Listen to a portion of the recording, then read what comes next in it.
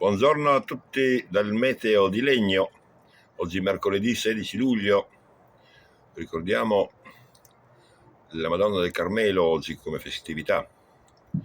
Niente, tempo. Pressione leggermente in calo.